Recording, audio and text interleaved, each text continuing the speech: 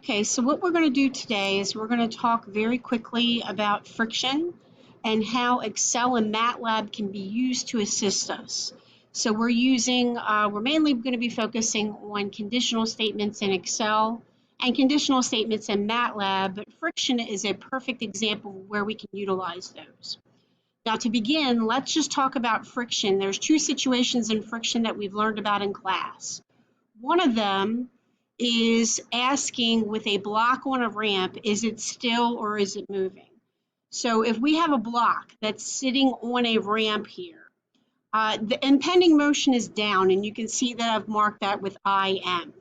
Now the friction, because the impending motion is working downward, the friction is going to be working upward. You can see I've also drawn in my picture here arrows that represent the other forces in the situation. The weight is acting straight down. The normal force is acting normal to the ramp itself. Now, according to this diagram here, I will have to resolve this weight force because it's acting at an angle relative to friction. So that's why I've drawn my triangle over here. And you can see that with geometric properties, this theta will transfer to this area here, and my W can be turned into my WX and my WY. The W is going down, that's why the WY is going down, and it's also going in the left direction, that's why my WX is going to the left. So once I have this, I can redraw my free body diagram, okay, and I have my W cosine theta, because my WY is W cosine theta. I have my W sine theta for my WX because we're acting opposite to the angle. I have my N, and I have my frictional force. From this free body diagram, I can create my equilibrium equations, and you can see I've done so here. My sum of the forces in the x direction are mu n minus W sine theta. And in the y direction, it's n plus negative W cosine theta. So using this equilibrium equation, I can solve for n, okay? And this n is equal to W cosine theta, which means now I can substitute that into this x equation to solve for my frictional formula. So I can calculate my Wx value, which is W sine theta. I can calculate my friction force, which is mu W cosine theta, and I can compare those two numbers, okay? If my frictional force is greater than my Wx, the box is stationary. If my Wx is greater than my friction force, it is moving, okay? The other concept in friction that we reviewed is slip or tip. Here, I've got a heavy object that I'm trying to push across a floor. Okay, here I'm going to calculate two forces and compare them. So I'm calculating my friction force, which is the same equation I've used before, mu n. And in this case, it's the same, n is the same as W. So I went ahead and just rewrote that. My tip force equation is the base of the object divided by 2 times the push height times the weight of the object itself. So I can calculate these two numbers. If my friction, and whichever is the lowest value is going to occur first in this case. Because if I apply a force to the side and friction occurs first, if I can overcome friction first, it's going to start to slip. If I push on the side and the tip force is overcome, it is going to start to tip. Now, knowing this information, I've got to calculate two values and I've got to compare them. This is an excellent use for statements in Excel, conditional statements in Excel or in MATLAB. So for Excel, you're going to have to ask the user for 3 different items. You're going to have to calculate F and W. You're going to have to use the if statement to compare. Okay, this if condition, or inside the if statement, there's a condition. It's usually an inequality. Then there's an option, an output if it's true and an output if it's false. Okay, so what I'm going to do is I'm going to demonstrate that for you with a simple Excel document. So we're going to use speed limits as an example. So let's say I have a speed limit of 40 and I have a driving speed of 20.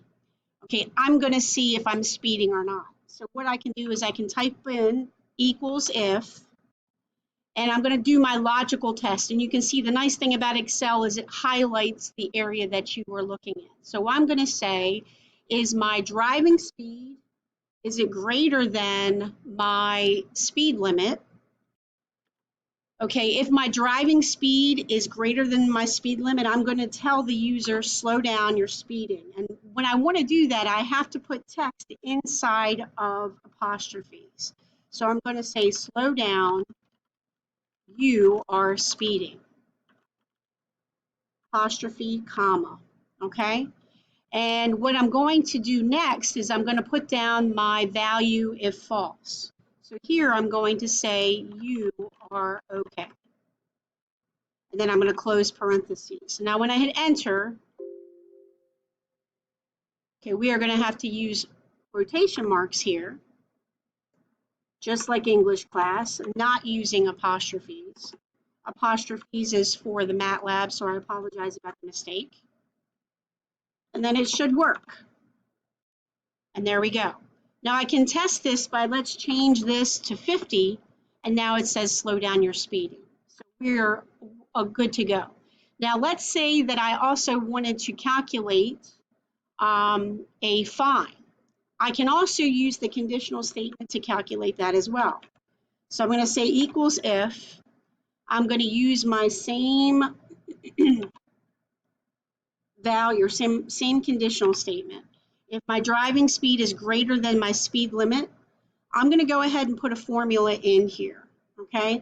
I'm going to say it's going to be basically the difference, the amount that I'm speeding times $5, okay? And then I'll put a comma, just to show that I am finished that calculation.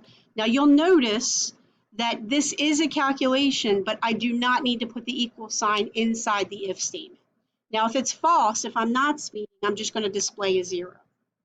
Okay, so let's see what this does. Okay, and it does that value. If I change this back to 20, you can see that I'm not speeding, so it's there.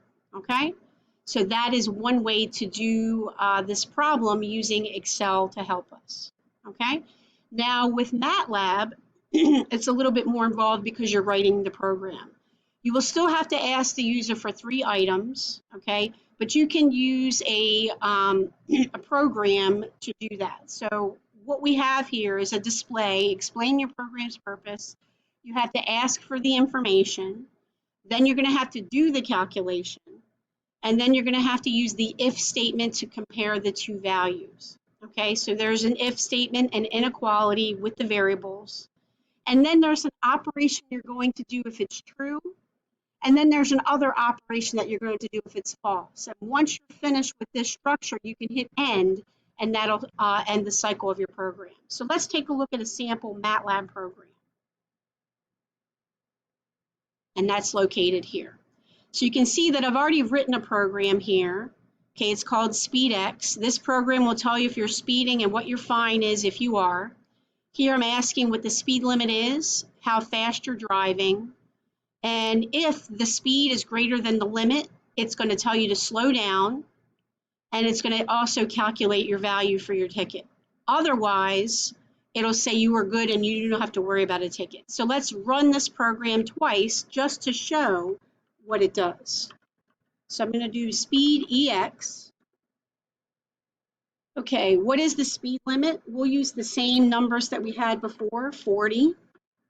And I'll say how fast was I driving? I'll say 50. Okay, and of course I can't see my answer, so I'll scroll down here and it says, slow down, fool, you were speeding. Your ticket will be this many dollars. Okay, let's try the other example where you can see it is not speeding. So I'm going to run the program again. Speed EX. What is the speed limit? 40. How fast were you driving? I'll say 30. You are good and you do not have to worry about a ticket. Okay, so that's it. I hope that helps you. You may want to build in multiple loops here if you have your program doing more than one item. You can have an if statement inside of another if statement if you like. So feel free to do that. And you can also have additional if statements inside an Excel program if you like. So you can have if statements inside of if statements. Okay? Thank you very much for your attention. Have a wonderful day.